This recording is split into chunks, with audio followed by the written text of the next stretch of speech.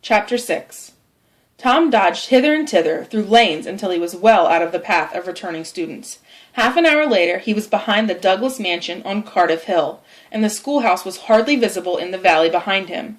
He entered a dense wood, picked his way to its center, and sat down under a spreading oak. No breeze stirred. The noonday heat had even stilled the song of birds.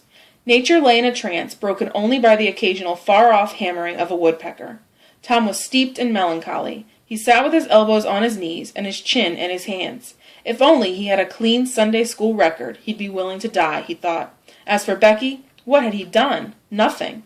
She'd be sorry someday, maybe when it was too late, if only he could die temporarily. The idea of being a clown returned to him, but frivolity, jokes, and spotted tights now seemed entirely too merry. No, he would be a pirate. His name would spread throughout the world, making people shudder. He would plow the sea in a black-hulled ship flying a skull and crossbones flag. At the height of his fame, he would return to his hometown. He would enter the church, tanned and weather-beaten, in a black velvet outfit with a crimson sash, a belt bristling with pistols, a crime-rusted sword at his side, and a big floppy hat with waving plumes. The congregation would whisper, "It's Tom Sawyer, the pirate, the Black Avenger." Yes, he would run away from home and become a pirate. He'd start the very next morning. He must get ready and gather his resources. Tom went to a nearby rotten log and began to dig under one end with his knife. He soon struck wood that sounded hollow. He put his hand there and uttered this incantation. "What isn't here, come. What is here, stay." He scraped away the dirt, exposing a little treasure box made of shingles. In it lay a marble. Tom was astonished. "Well, that beats anything." He tossed the marble away and stood thinking. A superstition of his had failed. He and his comrades had believed that if you bury a marble with certain incantations, leave it for 2 weeks, and then dig it up, you'll find all the marbles that you had ever lost.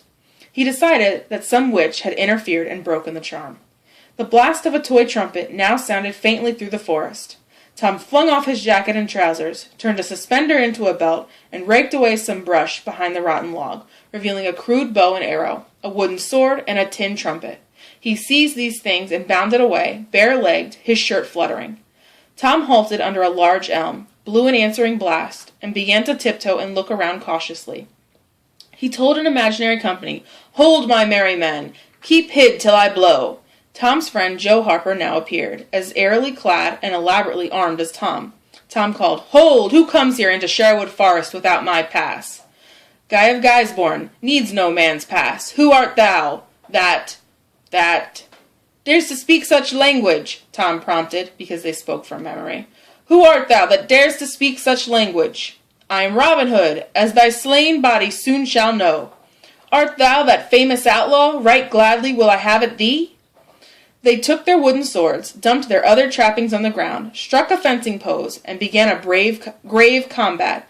By and by, Tom shouted, "Fall! Why don't you fall?" "I won't. Why don't you fall? You're getting the worst of it." "I can't fall. That ain't the way it is in the book. The book says, 'Then with one backhanded stroke he slew Guy of Guysborne.' You're supposed to turn around and let me hit you in the back." There was no getting around the authorities. So Joe turned, received the whack, and fell. After carrying out more adventures of the same sort, Tom and Joe dressed themselves, hid their trappings, and went off grieving that there were no outlaws any more.